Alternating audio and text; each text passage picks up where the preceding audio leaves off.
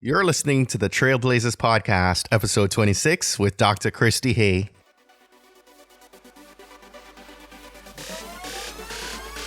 You're listening to the Trailblazers Podcast, where we will explore the stories of successful Black professionals. Join us as we highlight the knowledge, resources, and tools of these accomplished trailblazers to help provide the know-how, confidence, and motivation you need to blaze your trail. And now, here's your host, Stephen Hart. What's up, everybody? I'm so happy today to welcome Dr. Christi Hay to the podcast. Dr. Hay was first mentioned to me by one of DC's top radiologists and the world's best mother-in-law, Dr. Letitia Clark. Thanks, Mom. So to share a brief bio on Dr. Hay, she's a native of California who now calls the DC metro area home. She received a bachelor's degree in human biology from Stanford University, her master's degree in public health from the University of Michigan, and her medical degree from the University of Virginia. Dr. Hay completed a pediatric residency program at Children's National Medical Center in DC, and she's a board-certified general pediatrician. She worked in academia for the George Washington University as an assistant professor of pediatrics. She's also worked in private practice for several years and enjoys all aspects of pediatrics, but she has a special interest for developmental delays, early childhood literacy, breastfeeding, reactive airway disease, also known as asthma, nutrition, and fitness. She was featured about a year ago in a TEDx talk that was titled "A Doctor's Standard Career Path and the Path I Chose." I'll be sure to put up that video on our show notes page so that you guys have the ability to watch that. And the title of our TEDx talk is what describes a little about what really drew me to reaching out to Dr. Hay. She's obviously a very accomplished doctor and has achieved, tremendous success.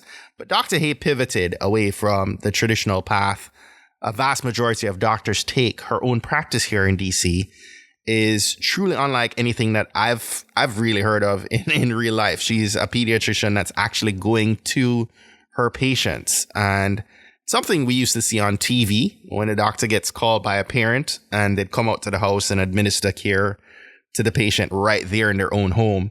I found her story fascinating. It was a little thought-provoking at the same time. I really wanted that for my own kids, right? To have a doctor who comes there, is so personal and really connected to their patient. I'll go ahead and just allow us to dive into today's episode. I would encourage you to tweet us, tag us, email us, WhatsApp us.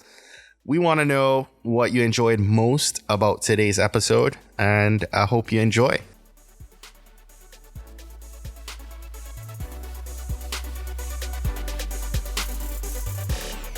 Dr. Hay, thank you so much for coming on and welcome to the show. Stephen, thank you for having me. So I really would want to start today's episode by asking you, what are you most grateful for in your life right now?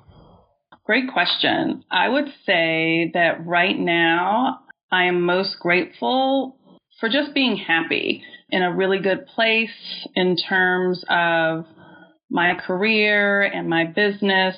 And it's been a journey to get to this place, but I think all of it was striving towards this kind of current place of happiness. That's awesome. So, if someone were to come up to you on the street right now and ask you, what do you do? How would you respond? What would you say? Oh, that's easy. I take care of children. I'm a pediatrician. What ignited that desire to be a doctor and to focus on pediatrics? So that takes us all the way back, Stephen, to when I was around 10 years old. I decided that I was going to be a pediatrician, just like my pediatrician, Dr. Cantrell, in Oakland, California, with the Kaiser Permanente hospital practices. She was great. And I was raised by a single mother. I remember as clear as day, my mom had taken me in to see Dr. Cantrell for some illness. I was a real healthy kiddo, so I had some illness, and it was minor. And Dr. Cantrell and my mom had a really good relationship, and my mom really wanted, when is this illness going to be over? Is she going to be okay? Is she going to be okay? And Dr. Cantrell was like, Miss Taylor, you just want her to be perfect. She's okay. She's fine. And I just remember just watching that that dynamic and that relationship. And I thought it was pretty cool. And so I always was like, I'm going to be like Dr. Cantrell. I'm going to be a pediatrician. And then at my church, there were a lot of doctors. So I had a lot of role models growing up, and it just stuck. And I just kind of made up my mind and worked towards that. That's awesome that you knew that far back. Yeah. That was your direction. Yeah. Your path. Pretty lucky. I mean, I know that's not the course for most people, so I know that I was really fortunate. Not at all. Yeah, that's awesome. Thanks for sharing that. So we're going to talk a little bit about Palisades Pediatrics in a second, but prior to that, you spent some time working with Children's National in D.C., right? That's correct. What are some of the big lessons that you learned while working at Children's? So, Stephen, I started at Children's in the late 1990s. I did my pediatric residency there, and then I actually stayed and worked for Children's for about 8 years thereafter. And Children's Hospital is a huge system. Right. And one of the big lessons that I learned was in order to get things done in a big system, it's really about relationships, and you need to be kind to everyone. Right. Right. So their systems are made up of people, and you'll have some folks that are like totally loving their job and passionate, and some other folks that are kind of like, I'm just kind of here, making my way. And to be able to kind of figure out how to navigate that kind of maze of, who do I talk to get this done so I can get from A to Z is a skill set. And I find that kindness goes a long way from the folks in lab and lab techs and housekeeping all the way up to the attending, because you never know who you're going to need to rely on, ask a favor of, ask a question of, get a resource from. So that to me was like one of the big lessons in working such a big institution is be kind. You definitely get more bees with honey, as my mom would say. So absolutely. So definitely that very basic, kind of like what you would learn in kindergarten, right? Character development stuff. Be kind, share, please and thank you. Yep. Yes. A lot of our listeners are entrepreneurs, right? And in the business world, that goes a long way. Relationship building goes, so far, right? Absolutely. And to your point, you have to be careful to be kind on the way up, because you never know who you might need to rely on, when things aren't going so right, and you might have a down cycle, right? So it's a very important skill to learn to build the right relationships. I'd love you to share with our listeners a little bit more about Palisades Pediatrics. Take a couple minutes, maybe tell us, a little bit about the practice and talk about the transition from Children's to starting something very different in your practice. Okay, so surely. So Palisades Pediatrics, Stephen, is an intentionally small practice where my families have direct access to me via the phone, texting, email, office, home visits, and expanded after hours. It's very comprehensive, high quality healthcare done in a very intimate setting. So it's lovely. The way I describe it to families when I'm doing my initial visits is like, it's kind of like Little House on the Prairie, where you have the small town doc that knows. That's exactly what I envisioned. Yeah, that knows everyone. I know extended family members. I usually know, aunts and grandmas and grandpas that come in to visit, since I do visits at home, and see people in the hospital. So it's very, very pleasant. And that was the premise of the practice when I was writing the business plan, was I needed to create an environment that was pleasant for me, pleasant for the families, pleasant for the kiddos, because I love pediatrics. I think it's the greatest thing. And so I needed my work environment to kind of reflect my enthusiasm for my specialty. So that is what I do. And so the transition came about where I did work at Children's National Medical Center in Washington, D.C. for years in academic medicine. And quite honestly, I had planned to retire from that organization. I loved, still do love Children's National Medical Center, but something just wasn't feeling right. And so I actually transitioned from that to a traditional private practice, small private practice. And then that still wasn't a good fit. And it was from those two prior life and work experiences that I then wrote the business plan for what I'm doing now, which is Palisades Pediatrics. So it was definitely a journey, learned a lot of things along the way, and had to learn how, with the help of a good support team, how to listen to myself and kind of understand the thoughts that were going through my head when things just weren't making sense. What I learned along the way is that it's okay to question. And when you have questions and when the answers don't make sense, it may mean that you need to step outside of that structure for which your answers aren't satisfactory. And so that's what led me to create a non-traditional practice, Palisades Pediatrics. And I love it. I love your business model, by the way. I'm curious, with you having your background is medicine, right? Yeah. You didn't go to business school. How did you come about? You touched on your business plan a minute ago. Where did you actually turn to get guidance and resources to put the business in place and be able to pivot through some of those challenges you mentioned to where you are now? So, great question. So I went to undergrad at Stanford University in California. And so, that's kind of like entrepreneurial hub right now. And so people come out of there and everyone thinks, you have the latest and greatest new best idea. So I feel like that piece was kind of simmering deep underneath, because definitely I did not come out thinking I was going to be an entrepreneur.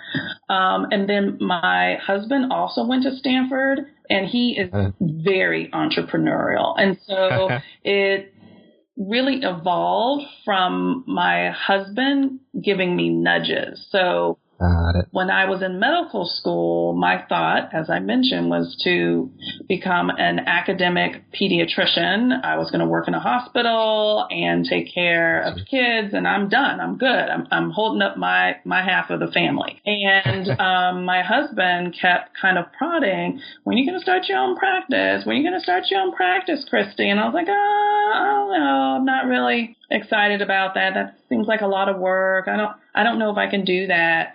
I don't think I can do that. And he kept nudging, and between his nudges and my different work experiences and me starting to kind of question and get a better understanding of what I thought healthcare for children should look like, that's when I started. We sat on the beach and I wrote a business plan, because he had already written a couple of them before. So I got that from him. I thought you were going to say he already had your plan written. Oh, no. No, that part, it was just me on the laptop for that. I had to kind of go from scratch. But that's where that came from. So my husband was very instrumental in that. I had some girlfriends from medical school who she started her own practice. She was extremely helpful and a invaluable resource. So I was just actually going to ask you that about the support system, So that, and I had some attendings at Children's that I was able to run my idea by. And they were like, we haven't heard anything like that. But yeah, you try it, Christi. You can do it. And so between that small support team, I felt like I could do it. So do you have a support system and people who help hold you accountable today? Oh, absolutely. Largely those same folks and in myself. So that's a huge piece of it, is always wanting to make sure And I think that's just kind of inherent to a startup. You're always kind of checking yourself. Are my customers happy? Am I doing a great job? So I ask, right? And so it's something that you kind of want to hear and you don't want to hear. But if you really want to get better, you have to ask. And I think a lot of big businesses and industries kind of forget that piece, but you need to always ask, how are things going? Are you happy? Is there anything that I can improve? Right. And so, yes, definitely. And my husband is always nudging for more.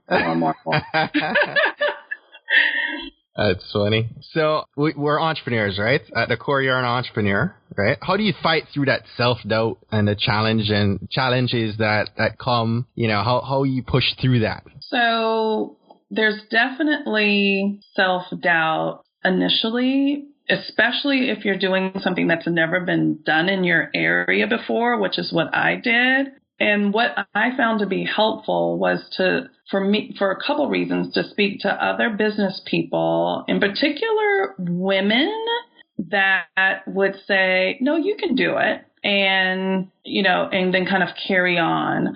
And so that is really helpful. I found a lovely community of other women physicians that own their own practices for the most part. And we are a lovely support group for each other, bouncing off ideas and keeping each other abreast of different resources. So that is phenomenal. And I think very unique kind of for the space where I am right now. But I think that is how I'm able to manage the doubt, because that happens. Because, it's when I was on the beach doing the business plan, it made a lot of sense to me. But the part that I'm always amazed with is when I speak to people and they want to join the practice, I'm like, I'm really, really thankful that you get it. Like, this makes sense to someone else besides me. I'm always surprised by that. Right. And so, because to me, I love medicine. I think, pediatrics is the most important thing. But, as a family, you have a lot of things going on. You have a community, and your child is a piece of that community. It's not everything. You have work, you have extended family members, etc. And so I find it to be amazing when someone goes, yeah, I want to join your practice. I get that. I want that for my family. I'm like, wow, I'm not the only person that thinks that this is necessary, That's it. And so I think that kind of wide-eyed, kind of like, oh, that's cool, you get it too, is what keeps it fresh and tells me, yeah, this is doable. This is a commodity that people value. This is, a resource that people want. And you came up with it. Great. Good for you. That's good. So let's unpack this a little bit more, right? I'd love if you could maybe tell us a story about maybe one of your roadblocks that caused you to have to take a detour, maybe a major detour from maybe what was in that business plan. Maybe share what happened and how you were able to overcome it and get back on track. Okay.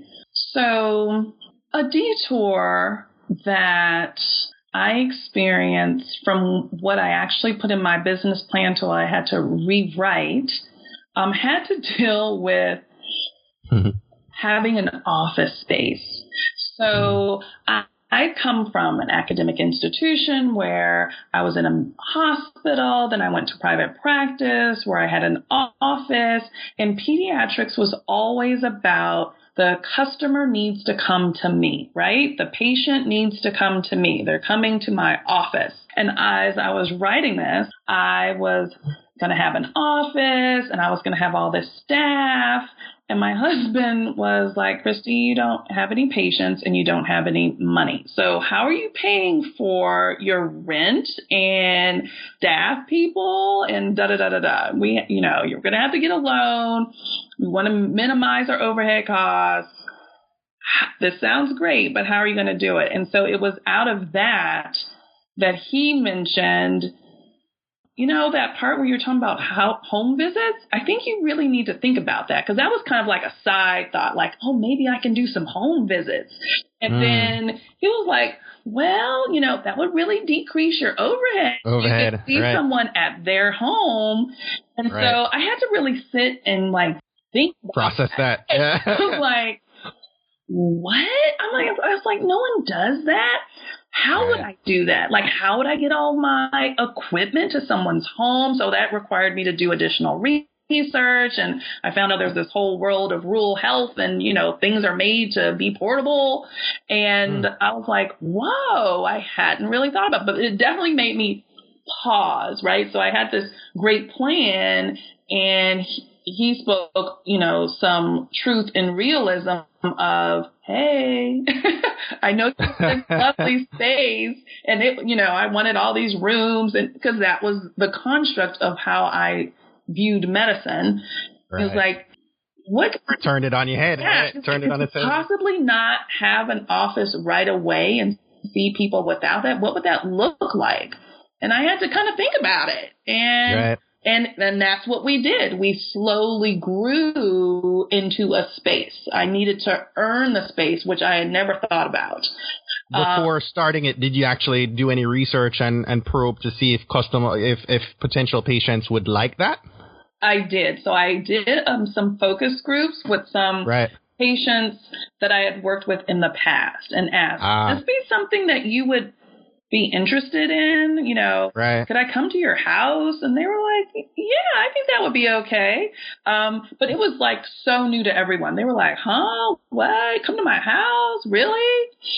And how would you get your equipment there? How do you get your scale there? And so, but yeah, it turned out to be great. And it turned out to be a major piece of my business plan when I had to rewrite it.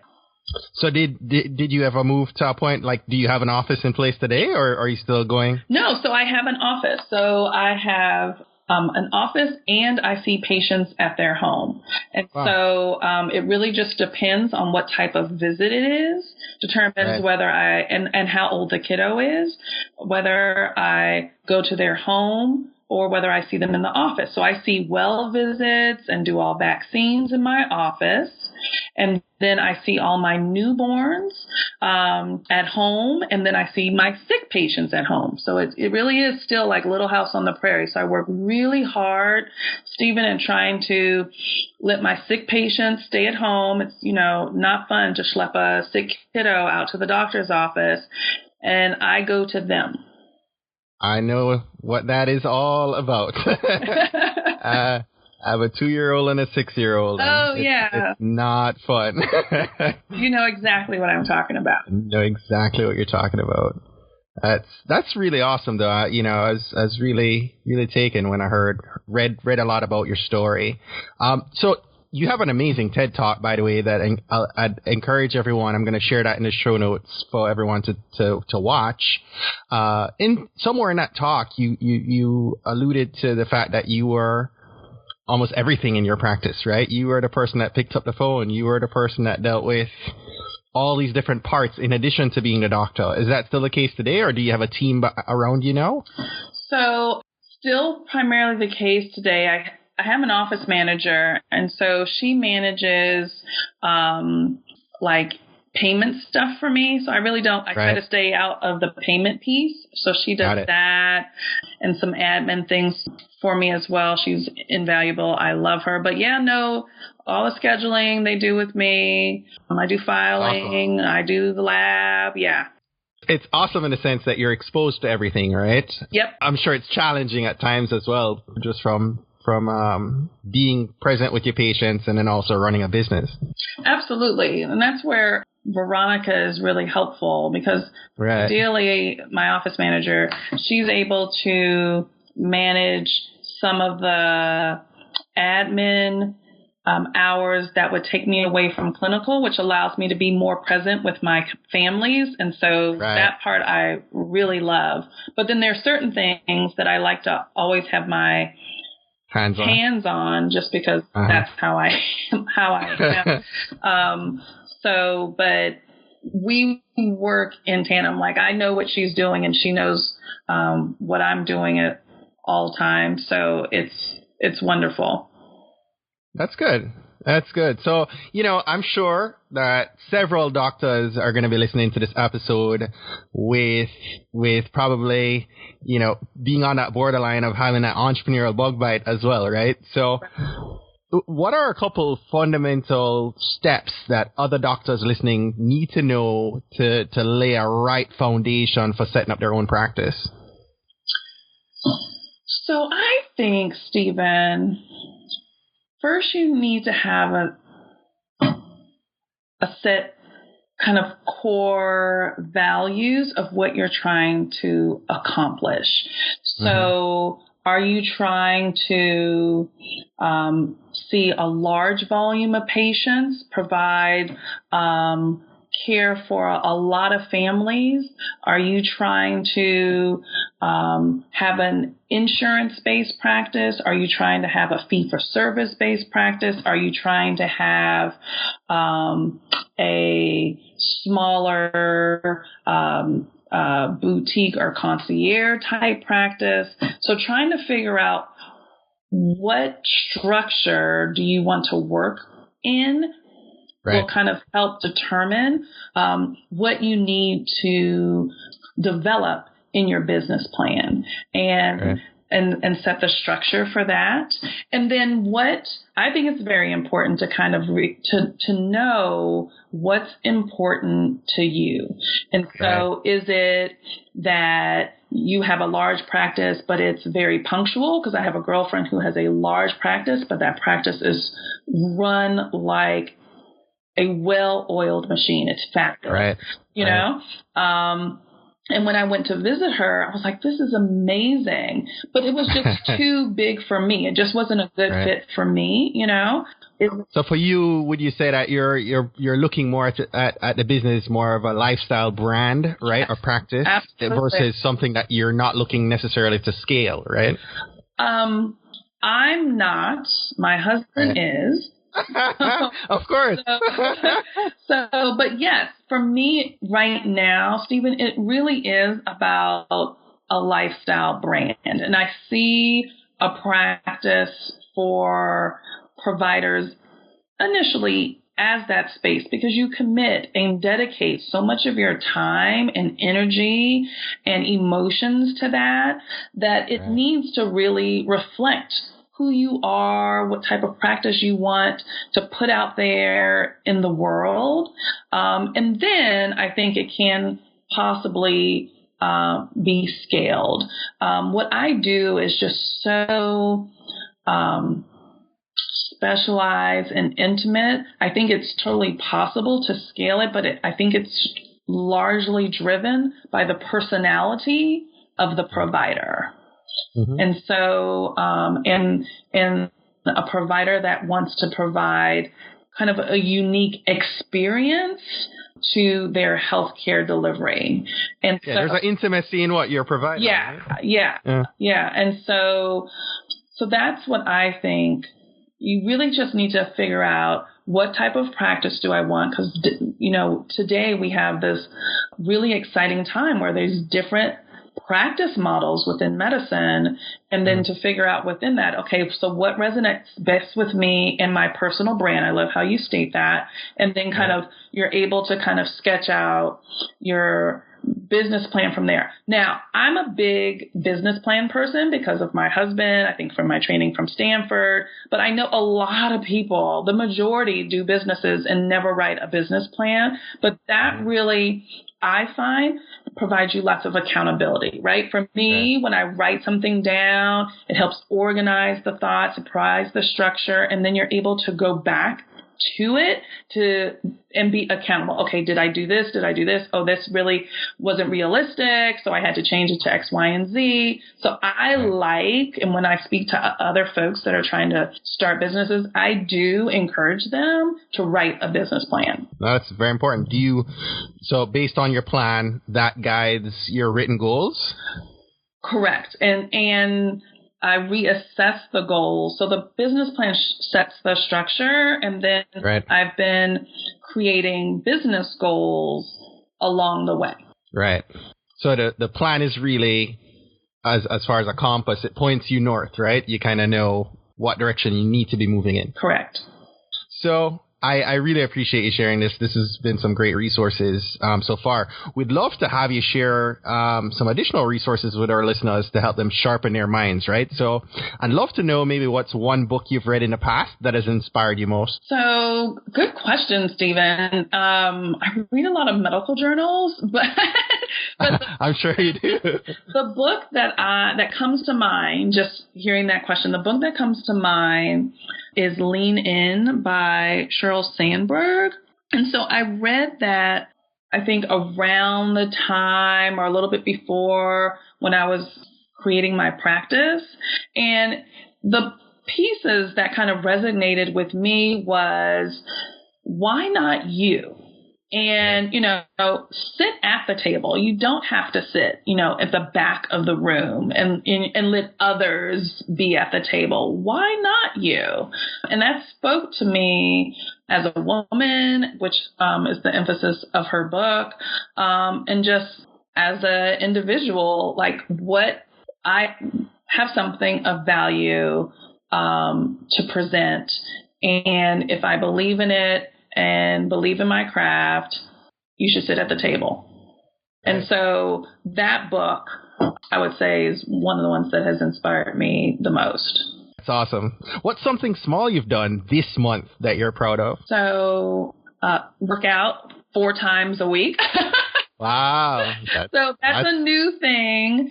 So with creating the business, one of the things that I realized was that self-preservation quickly gets lost. And so, again, working with a support team and my women's physicians group, it dawned on me that I needed to, take some time for me and exercise. So I've been working on doing that. So that's something that I've done recently that I'm very proud of. That's great. Dr. Hay, do you think that a trailblazer can have too many goals? So I would say, Stephen, no would be my short answer. And then my long answer is they have to be prioritized. So you just can't do everything at once. And you should definitely kind of brainstorm and let everything flow onto the paper in terms of the goals you have, and then sit back and go, what are the things that I can do short term and what are the things I can do long term? But I don't think you can have too many. You just can't expect to do them all immediately, which is what my husband helped me understand was, you'll get an office space eventually, but you can't have it today. Right. That's good.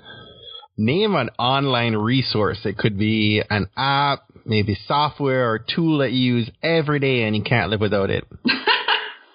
Okay, this is not going to be sexy at all. So my calculator on my phone. Okay, so I'm a pediatrician, and so everything is based off of your weight and your kilograms. So I'm constantly calculating medication dosages. So I couldn't do a thing without my calculator. So the calculator is my favorite resource of all time. That's interesting. All right. I told you it wasn't going to be sexy. Hey, it works, right? It's efficient. I'm sure it beats having a big calculator on your side, right? Right. No, you have it. I have it with me all the time because it's on my phone, and I need it all the time. Every patient, all the time. Is it important to you to volunteer and give back with your time, talents, and treasures? Oh, definitely. Most recently, I was on the board for the Breastfeeding Center of Greater Washington for about, maybe 3 years. And the Breastfeeding Center of Greater Washington is a fantastic center in Washington, D.C. that's a resource center for everything and anything dealing with mother-baby feeding. And so I help them kind of plan and guide that organization. And then at my kids' school, I'm very active with fundraising at their school. And then I participate in a lot of community service with my kids through a mother's organization that I belong to, Jack and Jill of America. And so through those different venues, I feel it's very important to volunteer at my church, volunteer for the health fair. I usually participate in a health fair every year at in Prince George's County Public Schools. So absolutely. So you absolutely stay active there. Yeah. That's awesome. That's great. You know, we're surprisingly at the end of today's session, but I want to take a minute and invite you really to share an inspiring message that maybe can help us gain some courage to blaze our own trail. I mentioned relationships earlier when referring to children's and being kind to people. And I believe that is extremely important in any business venture. The second piece would be accountability, Stephen. I feel that in any business venture or new trailblazing that someone may want to do, you always need to be able to check yourself and have someone else check you and be accountable. So always just tell the truth. I think whoever it is that you're serving, because we're all serving, you have to be able to say when you are right, when you are wrong, apologize, and, you know, I will find out that answer. I will do better next time, and minimize excuses. I think everyone appreciates that and finds value in that, and it just decreases stress and hostility when we can deal with each other honestly as people with faults, and as people that can do some miraculous things. So accountability, I think it's huge for me. And then the last piece is passion. So I think if you have good relationships, you're accountable, you know what you can do, you know what you can't do, you know people are going to hold your feet to the fire, then if you love what you do, it'll come easy. And it won't seem like work, but more like pleasure. And you're just kind of like in this happy space and you just happen to be doing your job. And if you're able to kind of get your arms around those three things, I think the trailblazing will come easy. Mm-hmm. Those are great. I really appreciate that. Thank you very much for taking the time to share your story with our community. I was impressed with reading and listening to your story, and even more so tonight, you know, with you opening up a little bit more and really sharing just what you did a moment ago about the importance of a relationship building and just how much that can have an impact on our career, whether we're working in the corporate world, as you did in a big hospital setting, or, you know, its impact on being an entrepreneur in a practice that relies on that, right? And then, you know, talking about accountability and, of course, being passionate about what it is that you're doing, which is a common thread we hear from several trailblazers. So thank you very much, you know, for being an amazing trailblazer and pushing the envelope, really, and being able to listen to yourself and listening to your gut feeling on creating something that was quite different from the norm and having it, you know, of course, I'm sure that we skipped a ton of the bumps in the road, right? But you came out the other end, and as you said, you know, you're very happy with where you are today. So on behalf of everyone listening, I just want to say thank you very much. Before we let you go, please tell us how we can stay connected with you, and we can go ahead and finish up. Sure. So, Stephen, the easiest way to reach me, and I love for people to reach out to me, is through my website. So www.palisadespeds.com. So PALISADESPEDS.com. I have a contact button on the website, and that is a direct email to me. Or you can email me directly at Dr. Hay, DRHAY, at palisadespeds.com. And then my contact number is 202-735-7600. Awesome. I'll go ahead. Everyone listening, we'll have a show notes page on our website at tbpod.com where we'll put up the links to Dr. Hay's website and all of the resources she shared with us in today's episode. So Dr. Hay, thank you once again. I really appreciate you, and we'll stay in touch. Stephen, thank you.